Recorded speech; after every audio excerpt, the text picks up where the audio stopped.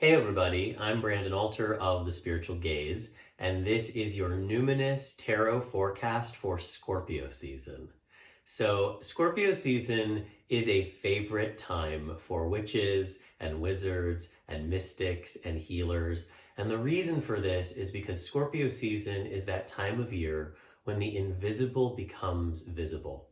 You see, Scorpio rules things like sex and death and transformation and occult practices, all of these things that have power that can only be experienced. They can't necessarily be seen. And so in Scorpio season, we start to kind of move through the veil, as they call it, the veil between what is seen and what is invisible, the veil between our physical world and the world of spirit. And so Scorpio season invites us into all of these realms, and it's interested in your transformation, in your willingness to dig beneath the surface of your life and try to get a sense of what's really going on. Scorpio also rules psychology and the subconscious, so all of your patterning, these are things that we want to uncover and potentially reprogram in Scorpio season. Scorpio season is ruled by Mars. Mars traditionally rules two signs, Aries and Scorpio. So Mars in Aries is all about initiating. Mars in Aries likes to move quickly. There's a warrior spirit there. Whereas Mars in Scorpio is about completion. There's a real dogged quality to Mars in Scorpio, like a detective that refuses to give up the case until he's gotten to the bottom of it. So that's what we're doing in Scorpio season, particularly this Scorpio season. We're wanting to get to the bottom of what's really going on, especially in our own lives, in our own hearts. This Scorpio season is particularly intense. All Scorpio seasons are intense, but this one particularly so because we have planets in Aquarius and Taurus, and these are two other fixed signs. So Scorpio is fixed water, Aquarius is fixed air, and Taurus is fixed earth. So with Jupiter and Saturn in Aquarius and Uranus and Taurus, it means that as planets move through Scorpio, the Sun and Mercury and Mars, they're going to square Jupiter and Saturn and Uranus. Not all at the same time, but they are going to be doing this throughout the month. What's important to know about these aspects, known as squares, is that they can feel really tense. It's a tight spot that makes us feel like something's got to give.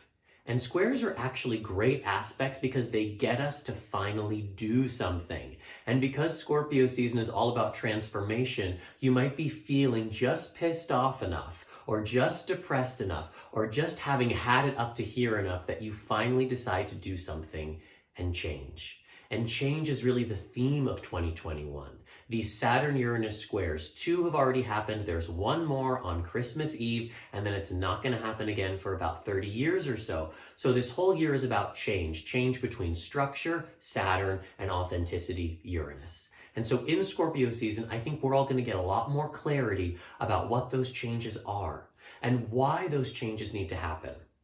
You see, you can change just because you're fed up, but that doesn't necessarily mean that you're changing into or towards something that's actually going to service you better, right? We make changes all the time, and then a month later or 3 months later, we're fed up again.